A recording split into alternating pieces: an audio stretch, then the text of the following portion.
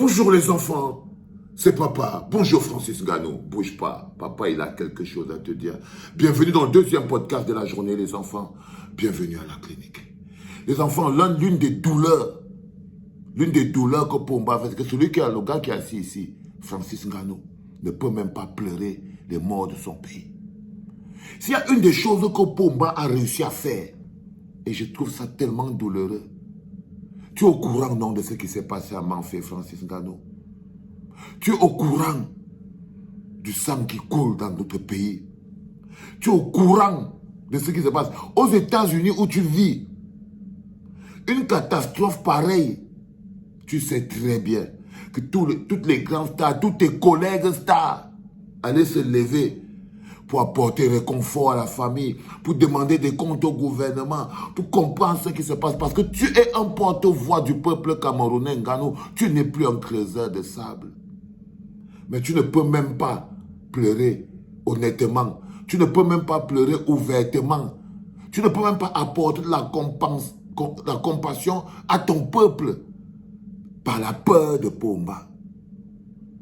Par la peur de Pomba. Les enfants, je vous montre ça sous des angles. J'essaie de créer un angle pour que vous compreniez. Parce que si vous croyez que c'est Francis Nganou, oui, il pourrait être plus fort que ses muscles et dire, c'est mon peuple, c'est lui qui me porte, c'est lui qui me soutient. C'est pour lui, c'est chez lui que je tire la force. Il pourrait le dire, avoir ce courage, ces couilles, ces coronesses, pour dire, oui, je ne peux pas. Je suis à 1 point, j'ai 2 millions d'abonnés, je suis devenu le prédateur dans le monde. Je ne suis pas seulement le porte-parole du bonheur de mon peuple, je suis aussi le porte-parole des souffrances de mon peuple. C'est aussi ça ton rôle, Francis Nganou. Mais tu vois, c'est dur pour notre pays. C'est pour ça que je vous dis que Pomba vous a mis dans une situation spirituelle extrêmement compliquée. C'est qu'en ce moment précis, Francis Nganou ne peut même pas pleurer. Eto ne peut même pas pleurer. Pourquoi? Parce que Pomba ne pleure pas. Parce que Pomba ne pleure pas. Parce que ce n'est pas dans l'intérêt de Pomba. Si Pomba avait fait comme si c'est les Camerounais qui sont morts à Manfé, si ça avait touché Pomba, si ça avait fait un petit message, vous verrez que les Nganou, les Samuel Eto'o seraient en train de poster ça. Les Mbid, les machins, ils seraient en train de poster ça. Mais vous vous rendez bien compte qu'ils sont bloqués. Parce que le seul fait que Pomba soit là, ils volent même les émotions. Donc ils contrôlent même vos propres émotions. C'est lui qui met plaît, si vous devez pleurer ou pas. C'est lui qui met plaît. C'est-à-dire que vous êtes des... Je ne sais pas, où il vous pompe spirituellement, l'esprit, la tête. Mais avec la douleur. Te voilà, Francis Nganou. Est-ce que le monde ne peut pas savoir? Est-ce que tu ne peux pas être le haut-parleur de la souffrance de ton peuple? Il nous est arrivé quelque chose de grave.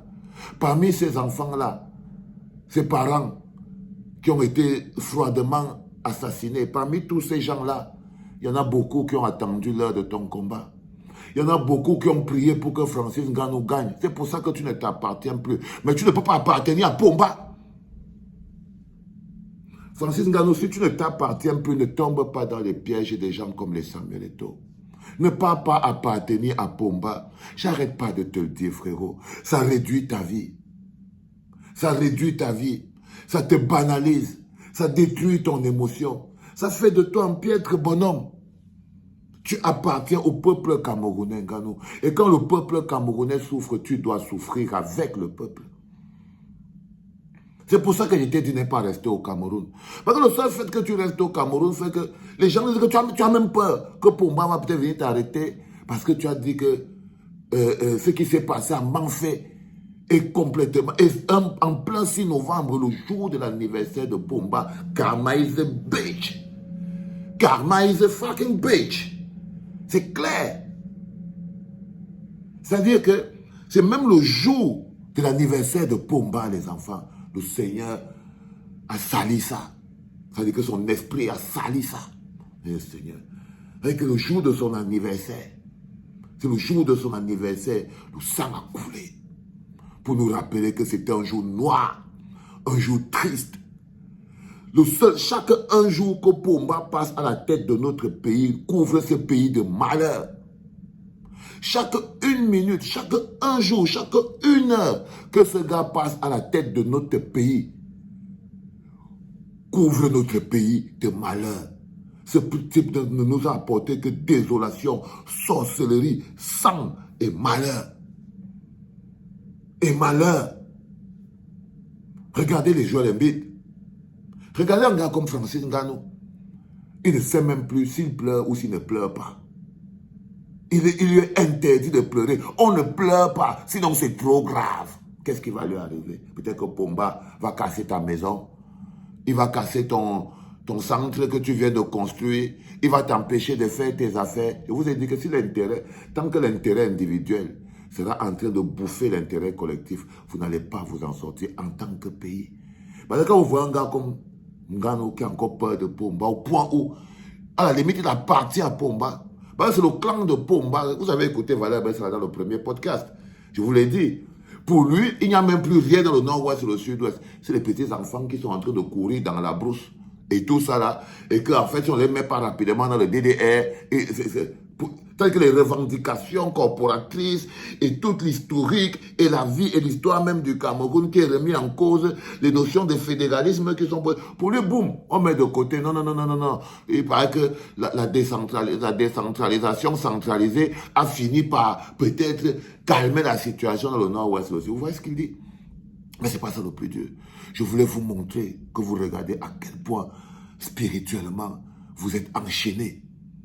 Moi, le petit Francis Ngannou, par exemple, il a peur. Il a peur de dire m'en fait. Il a peur de dire stop killing people. Il a peur de dire que ce n'est pas normal, ça ne peut pas continuer.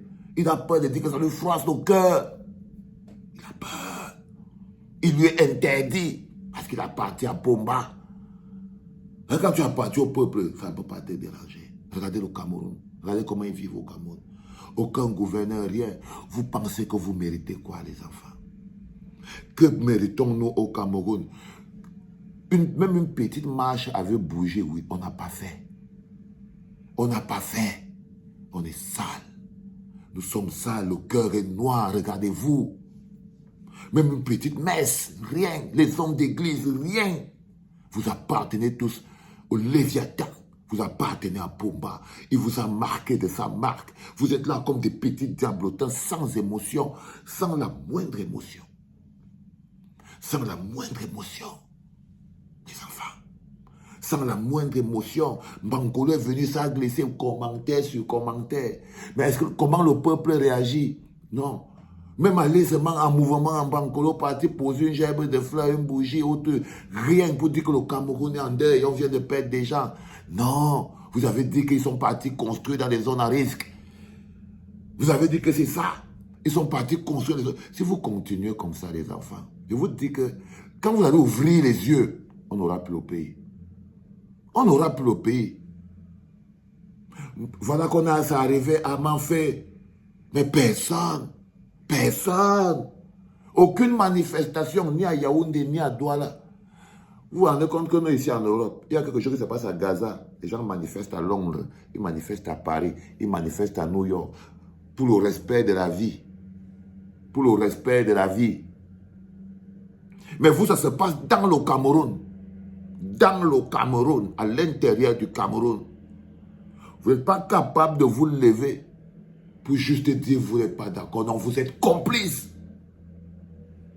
Mais vous êtes totalement complices. Vous avez tous le sang de ces jeunes frères et sœurs sur vos mains. Regardez-vous. Vous croyez que vous souffrez pourquoi? Vous pensez qu'il n'y a pas de route, de pont, de tout ça. Les gars, faites attention. Mais le Seigneur, il y a Dieu là-haut.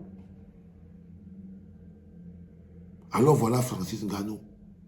Comme il appartient à Pomba, il lui est totalement impossible, interdit de demander la paix. Il lui est interdit de demander la paix, de retour à la paix. Il lui est interdit de dire stop killing people. Il lui est interdit Fondamentalement, il est assis là-bas. Ce n'est pas son problème. Si on peut lui poser les questions, c'est sur sa fondation. Il est assis là, il va faire comment? Ça ne fera pas de toi. Un grand, c'est celui qui prend soin des petits. Tu peux être riche, Francis Ngannou. La richesse ne fait pas de toi un grand. Apprends ça vite, très vite maintenant que papa est en train de parler. La richesse ne fait pas de toi un grand. Le farotage ne fait pas de toi un grand.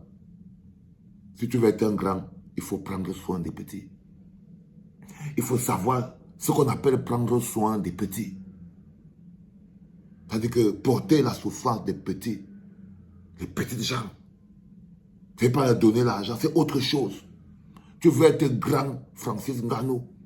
Sors de l'environnement où on t'empêche de prendre soin des petits.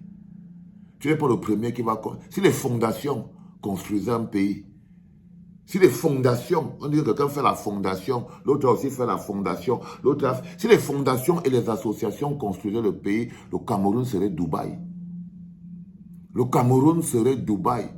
Tous tes collègues avant toi, ils ont les fondations là-bas au Cameroun. Depuis Samuel Eto'o à Alexandre Song, à Rigobert Song, ils ont tous et les fondations et les associations. Aucun d'eux n'a un club de foot. Mais ils ont tous des fondations et des associations. Et si les fondations et les associations construisaient un pays, le pays serait Dubaï. Non. Prendre soin des petits. Avoir du courage. Comment... Et je dis ça, chaque fois que tu arrives au Cameroun, c'est là-bas ta faiblesse. Tu deviens faible. Tu n'as pas le courage. Tu n'as plus la niaque. Rien. Rien. Mais tu ne vas pas... C'est l'autre partie de ton être. Tu ne vas pas tout faire avec les poings, Ngannou. Tu ne vas pas tout faire avec les poings. À un moment, il faudrait que tu sois un homme plein. À un moment, il faudrait être un homme plein, bro. Tu ne vas pas japser tout le temps. Non, c'est la limite. Gagner ses points en cognant les gens, ça limite. Ça limite, frérot. Ça limite. Il faut grandir. Et les grands hommes ne naissent pas dans la grandeur, ils grandissent avec douleur. Ils grandissent. Là, tu n'arrives même pas. Tu n'arrives même pas à faire un petit poste pour que tes amis, les Tyson Fury, les Floyd Money Mayweather, les Marshall Mathers Eminem, les Donnarumma, les Dadju, tu n'arrives même pas à écrire un petit post Instagram pour dire qu'il y a eu un malheur dans ton pays. Non. Tu n'arrives même pas. Tu ne peux pas appartenir dans un pays dont tu ne partages pas les malheurs et la douleur. Il faut que vous dites ça. Vous ne pouvez pas être quelqu'un qui est hors de la douleur d'un peuple sous prétexte que... Vous voyez ce que je veux dire? Donc voilà notre fils Francis Ngannou. Il ne peut même pas dire stop à ce qui se passe à Bamenda. Parce qu'il a peur de Pomba.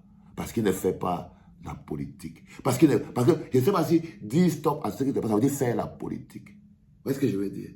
Les gens vont dire, oh Vassilo, ne mets pas Francis Ngannou dans tes histoires de politique là. Oh, lui n'est pas là pour faire la politique. Oh, c'est... Vous allez tout faire pour le bloquer à votre même niveau.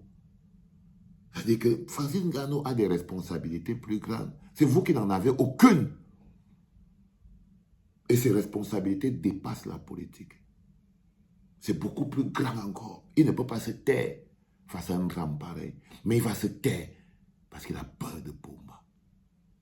C'était papa.